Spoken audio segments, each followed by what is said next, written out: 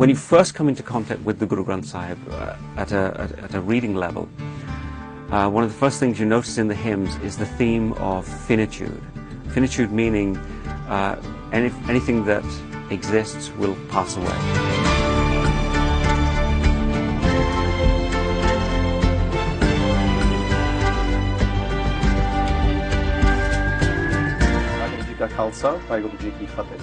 Today, actually, we're having an interview session with Dr. Arvind Singh Mandair, and they used to live in Coventry, and they've moved to the States.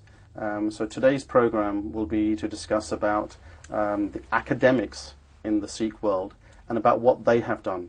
And I think you will be quite surprised at the amount of information that they've put out in terms of books, journals, and all the other work that we're going to hopefully talk to Arvind about. So first of all, let me introduce Arvind to everybody. Arvind, Vaheguru Ji Ka Khalsa, Vaheguru Ji Ki Fateh. So welcome to the show. And let's first start just by talking about your background and growing up in the UK, especially here in Coventry. So why don't you start by telling me, Sure. when you came over, your parents and your brothers and sisters and so on, and where you studied. First of all, thank you for having me on the Sikh channel. It's an honour. I'm very humbled. I came to the UK in 1966 with my parents. I was about two and a half years old at the time. I remember, well, I don't remember much, but I remember getting off the plane and actually feeling the cold of a new country. After that, I grew up. I went to a Church of England primary school. I was influenced, obviously, by the heavily Christian atmosphere that I was educated in. Then went to a grammar school, King Henry VIII grammar school in Coventry, which was established in 1545. It's one of the oldest grammar schools. And after that, my education was at the Coventry University. Then I went to Aston University to do a PhD in chemistry. I was married at the age of, I can't remember the age I was married, I was about 27 or so, to Preet Mahinder Kaur from India. We have been happily married ever since.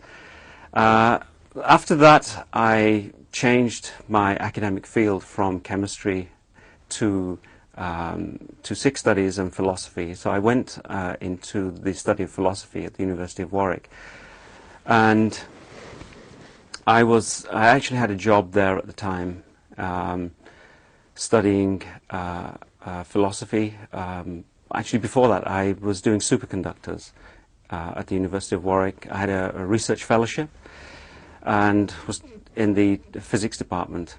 After that, I really got into affairs in the UK Sikh community. There was so much going on. This was the late 80s, early 90s. So much politics going on, and there's a misrepresentation of Sikhi in the air. And it was impossible not to get involved. I decided then to change my subject area from science to study philosophy, which became my base discipline. I took a master's in philosophy at the University of Warwick. This was while I was still a research fellow there. So I was holding down one job and then studying on the other hand. And then after that, I decided to go on and do a PhD in philosophy and Sikh studies. And that took about, I think, from 1991 to about 1998 to make that transition complete. Let's just talk a couple of minutes about SOAS, where Professor Shackle was, I assume. He's no longer, he's retired now. No, he's retired. So is that where all of the Sikh studies in the UK is done, from SOAS, or can you do them from any other university? Well, SOAS is known as the place where Hugh MacLeod did his PhD. Hugh MacLeod was one of the preeminent scholars of Sikhism from the 1960s onwards, and in fact many regarded him as the kind of founder or the father figure in modern Sikh studies. He did his PhD in 68, I think, from SOAS. It was in Sikh history and it focused on the Janam Sakhis. Incidentally, Professor J.S. Garewal is also equally preeminent scholar from Punjab, did his PhD at the University of London, SOAS. That was followed by Christopher Shackle, who was specialized in linguistics, and particularly in languages such as Urdu, Persian, but also in Punjabi. He studied the scriptures. So that laid a foundation for other scholars to sort of come to SOAS to study Sikhi, Punjabi language, and related subjects. So SOAS had a history since the late 1960s in this area. And after that, I think in the late 1990s, other universities started to sort of produce scholars who had some kind of a specialization in one aspect of Sikh studies or another. Okay. I mean, let's talk about the chair that you actually hold as the associate professor at the University of Michigan. Mm-hmm. Now, when I was searching for chairs, and we'll try to explain to the Sikh Channel Sangat exactly what a chair means, there is no chair of the equivalent that you're doing in the States, and there's about 6 or 7 here in the UK. So can you just explain what this whole chair means, and why is it that we haven't got one in the UK? Yes, it's quite a long-winded sort of answer that I'm going to give you. So a chair is an endowed position. So you can have a chair, for example, in mathematics, in religion, and this one happens to be in Sikh studies. The idea of a chair is that it's an endowed position which is made permanent through a major contribution from a donor, and that donor can be the community, or it can be a single relatively affluent person who gives a donation, let's say of $1 million, $2 million, pounds, whatever. That then endows a position, a faculty position, for somebody to be able to become a permanent faculty member in perpetuity, basically. What the university does is to advertise that position worldwide. There is a long-winded search where people compete for that position, so a lot of people are interviewed, and obviously the most suitable person will get that position. That doesn't tell you what a chair actually does, which I'll go into more as we get into this particular discussion. Okay, but why is it then that, so in America, if a family or the community has, put up enough funds for it, then they can set up a chair in Sikh studies? Yes. So what is it that in the UK that we haven't been able to set a chair up to study for the Sikh faith?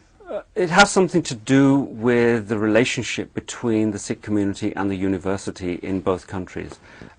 Sikhs who came to America were very, very well educated when they first came there. A lot of them went into the professional sector. So in the 1970s and 80s, there was a felt need on behalf of the community, on the part of the community, to project a positive image of Sikhs. The Sikhs were not very well known at all in the United States. They were confused and still are confused with Muslims, with Arabs. So I think the first occasion where the whole idea of a chair came about was 1976. There was a conference at the University of California, Berkeley, which is organized by Mark Juergensmeyer, who's a leading professor there. There was that resulted in a major conference on Sikh studies where all the major scholars, including Hugh MacLeod and a number of others, were brought together to discuss issues on Sikh studies. And I think it was Mark Juergensmeyer who put out at that time the idea that there ought to be a Sikh chair, that members of the community should contribute something for the longevity of this, the study of Sikhism, because there were chairs in Hinduism, in Buddhist studies, in Christianity and Judaism. There have been chairs for several hundred years. But this would have been the first chair. So this began, and obviously by the early 80s, you have the political turmoil in Punjab, where Sikhs are now being branded as fundamentalists, as terrorists, etc. So there was a need to change that kind of imagery, and the university was perceived as a place from which some kind of change could happen, partly by bringing the study of Sikhs and Sikhi to the non-Sikh public, as well as educating the heritage Okay, so tradition. what, I mean, it's quite expensive, I assume, to have a chair anyway. So, but that doesn't explain why in the UK we haven't had a chair. There's lots of scholars here. I think they've written a number of books. And in the academic side, there were people like you and I both know, Eleanor Nesbet, Owen Cole. There was Sambi Saab, who's passed away. There was a number of people here in the UK. How come? What is the main reason for not setting up a chair in the UK? I think it requires a certain understanding on the part of the community of the importance of the university in projecting a particular image of the subject area that you're interested in. So if it's Jewish studies, it would project an image of Jews in a particular way. The way that the system works in the West, the state is connected to the university sector in a very intimate way. And I don't think our people, when they first came here, they mostly went into labouring jobs. And I think there wasn't enough knowledge about this. People just weren't aware of the value of education, and particularly educating oneself in the humanities. And specifically in Sikh studies, it was thought that this kind of area was well taken care of by the authorities, the SGPC, and of course the Gurdwara sector. But of course it isn't. Okay, I mean the Gurdwara plays no. I mean the SGPC plays no part, as far as I know, in any of the universities. Is it? It's like totally independent. Totally.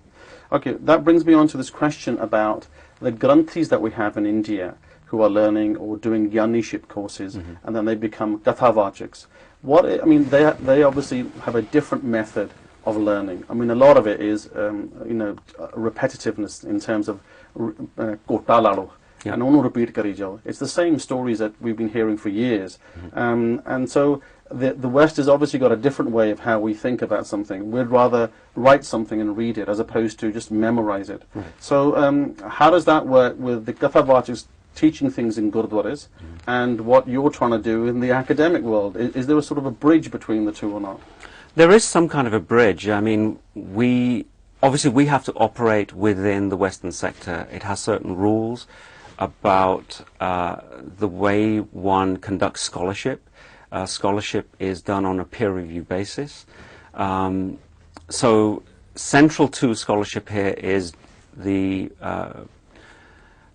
our journals, for example, scholarly journals, scholarly associations, and publishing with a view to publishing articles and books that are then peer-reviewed. Okay, that sets a certain standard. Now, that sort of thing isn't quite translatable into the Punjabi domain. So there's a difference between cultures which value literate education as opposed to mostly work in the oral domain. I think the difference between orality and literacy is important to take into account here, because most of our traditions have come down through word of mouth. There is obviously a literate tradition as well, but the memorization aspect still is very, very important within Indic cultures broadly. So Sikhi, I think, fits into that general model. I mean, let's move on to your books then, and I want to talk about, actually, briefly, because you have written 4 books, and this one, Sikh Religion, Culture and Ethnicity, was your first book. It was an edited book, brought out. Yeah. And you did this with Shackle as well then. So that was the time when you were studying at SOAS? I had actually just finished studying, and I had a position at SOAS as a research and teaching fellow. Okay, and this book here that you did, which was, I think, your second book, Teachings of the Sikh Gurus. Right. But this particular book, was this for a particular audience? I mean, or was it academic as well? It's academic, definitely. But it's also for the general public as well. And what it was a translation project. The Penguin publishers approached Christopher Shackle, I think, back in 1998 and asked if he was interested in doing some new translations of Sikh scripture, because there weren't any new ones at that time. And Chris came back to me and says, would you like to work with me on this? And I readily accepted the challenge, because I was already working on the idea of translation in my PhD. It's interesting, but my PhD in Sikh studies was on what I call cultural translation between Sikhi and the West, and the encounter between Sikhi and the West. So the whole idea of translation readily fit into that. But what we wanted to do something more than just translate Bani into English. What we were interested in is thinking about the framework by which we represent these hymns. And what you'll see in this book is a very interesting framework, which I think is closer to the underlying themes of the Guru Granth Sahib. And when you first come into contact with the Guru Granth Sahib at a reading level, one of the first things you notice in the hymns is the theme of finitude. Finitude meaning anything that exists will pass away. Okay? And we take it for granted, yet we never realize how prevalent it is throughout the Guru Granth. What we decided to do was to make that one of the underlying themes. So we translated the hymns and then divided them up into topics such as impermanence. So the idea of time in Sikhi came first, and we put certain hymns into that category. Then the next one was mind, self, ego, which is a hugely prevalent theme. And then other topics such as Shabad Guru, and then lastly, I think, was the notion of experience. So these were very different. I mean, this hadn't been done before, yet it corresponds more closely to what we think is Sikh experience. The normal way of translating Sikh scripture was done on a theological basis before that. So people would translate hymns and simply put them under, the topic of God, and then man, and then the world. But that framework is taken from Christianity. It's something that's been imported into Sikh studies and into the modern Sikh experience, and we wanted to kind of challenge that. So these are new new translations, but also a very new interpretation of Bani. Okay, I mean, your third book, by far the biggest one, is this one, which is Religion and the Spectre of the West. So this is all your own book, isn't it? I think? Of course, yes. This is nothing that you've done with anybody else. So No. what was the reason behind this one in terms of, is it the political translations of things that have been happening, or what? This is a very complicated book, and I think you can tell that from the title. It's called Religion and the Spectre of the West, and the subtitle is Sikhism, India, Post-Coloniality and the Politics of Translation. So a lot of stuff going on there. Very simply, I was interested, my first interests were actually in Sikh philosophy. I wanted to work on Sikh philosophy. I wanted to look at the Bani and other Sikh literature and simply find ways of interpreting them, get across the message of what Sikhi was. And actually to try and delve into that message in far more detail than had been done before. But as soon as I came to that, and these are things that I actually did in the Sikh Reformer magazine as well, so they all come from that earlier period. But as soon as I started to research Sikh philosophy, it became obvious that there was 100 years of tradition that intervened, and that tradition was the modern period. It was the modern encounter between Sikhs and the West. So here we are, we're translating Sikh scripture into English. When second generation, third generation kids read scripture, the issue is that their mindset is already working according to Western categories. It's working in English. So even if they read in Punjabi, you naturally have to translate it into English. I mean, it's what we do when we're sort of brought up in a dominant culture. So there was the influence of the dominant culture that I was deeply interested in. And Religion and the Spectre of the West was a kind of a clearing project. It cleared the ground for me to be able to do Sikh philosophy. So I looked at specifically the encounter, the nature of the encounter between Sikhs and the West. How did Sikhs enter modernity? Was it just a neutral process? Or did something change in the whole framework of Sikhi? Who was responsible for this modern interaction, for creating what we call modern Sikhism? So I was interested in the difference between Sikhi and Sikhism, which are two very different things. So I'm challenging that. I'm challenging the ism as a Western creation. I mean, you know, I should point out that when Arvind first showed me these books, I was quite surprised because somebody quite young has managed to write so much. Because a lot of people don't write this much, even when they're like 80, in my opinion. I mean, they are definitely well worth books that people should read. They should definitely be in the Gurdwaras. And I will ask you this question about the Gurdwaras. You don't do lectures or kathas in Gurdwaras, do you? I used to. This is where I first started. The whole Reformer project was doing katha in English and to some extent in Punjabi as well. But as I got, with the whole switch from one field to another, it's very difficult to maintain the kind of academic rigor that we need and to do what we need to do, which is to teach courses and to have a very heavy research program to supervise students, and then to go into the Gurdwaras and be able to do that.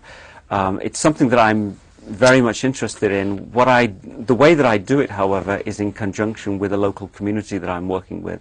For example, the community who funded the chair that I hold at the moment at the University of Michigan, we just call it the Detroit community, because they're mostly centered around Detroit.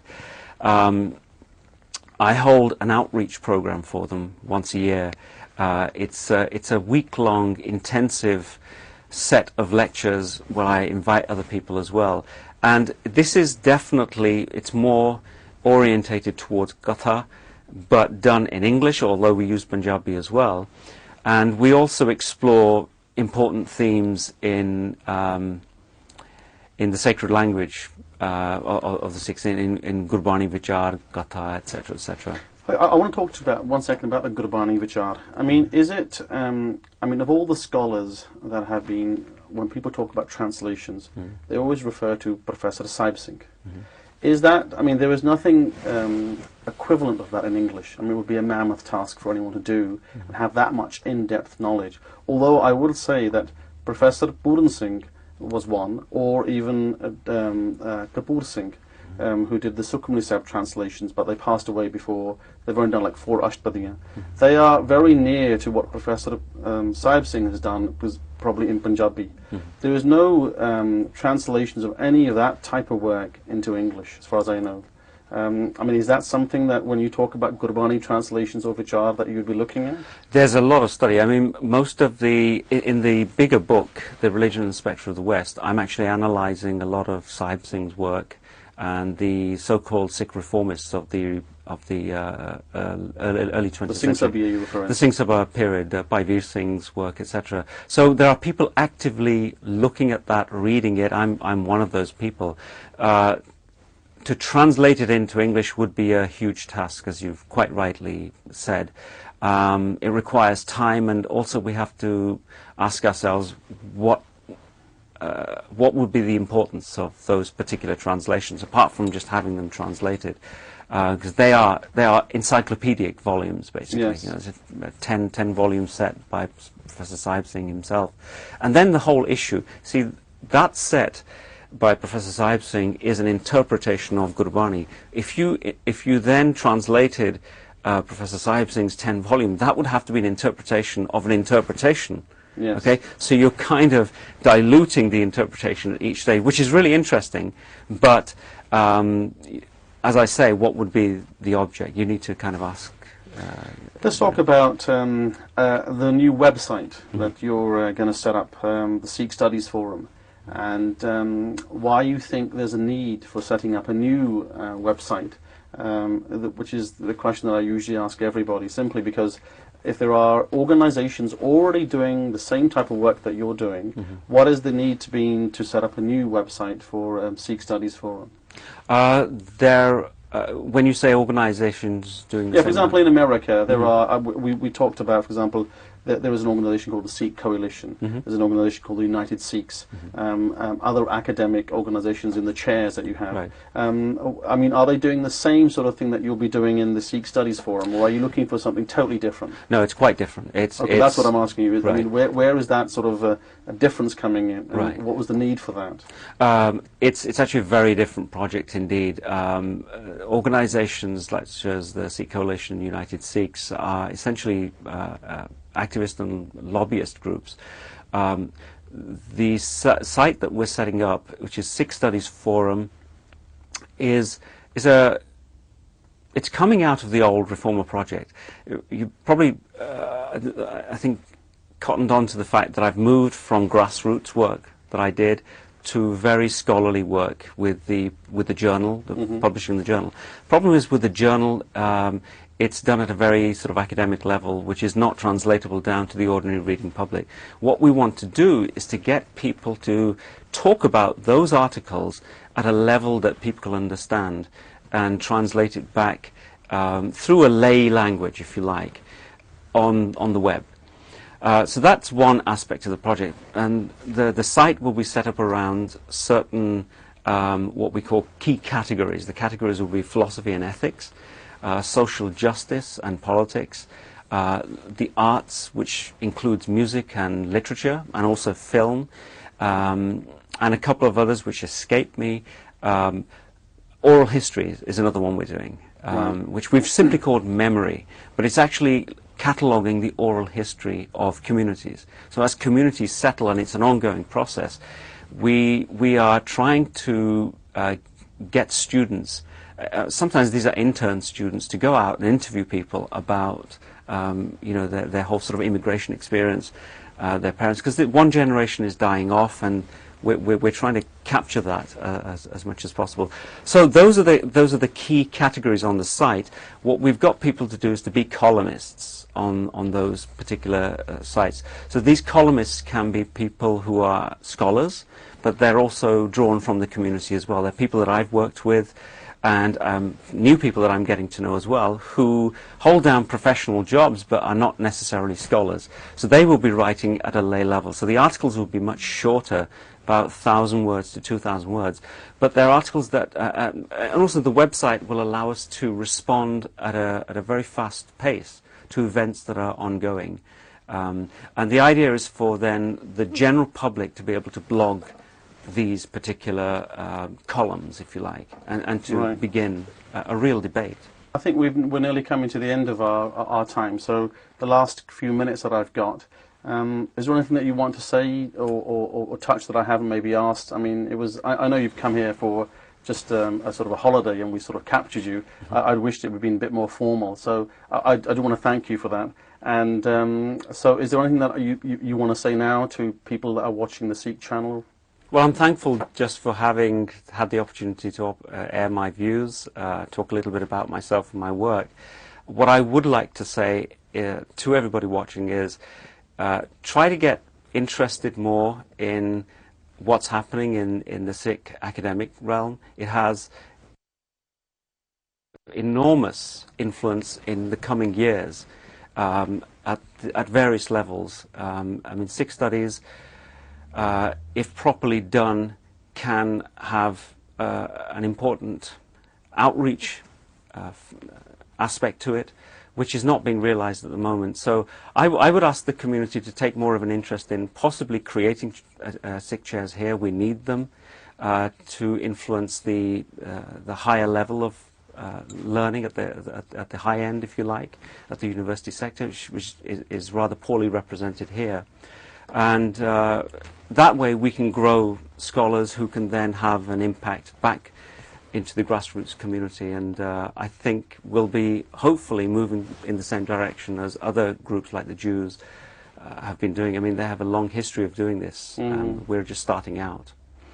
Okay, well, I want to thank Dr. Arvindpal Singh Mandair for actually talking to us on the Sikh channel.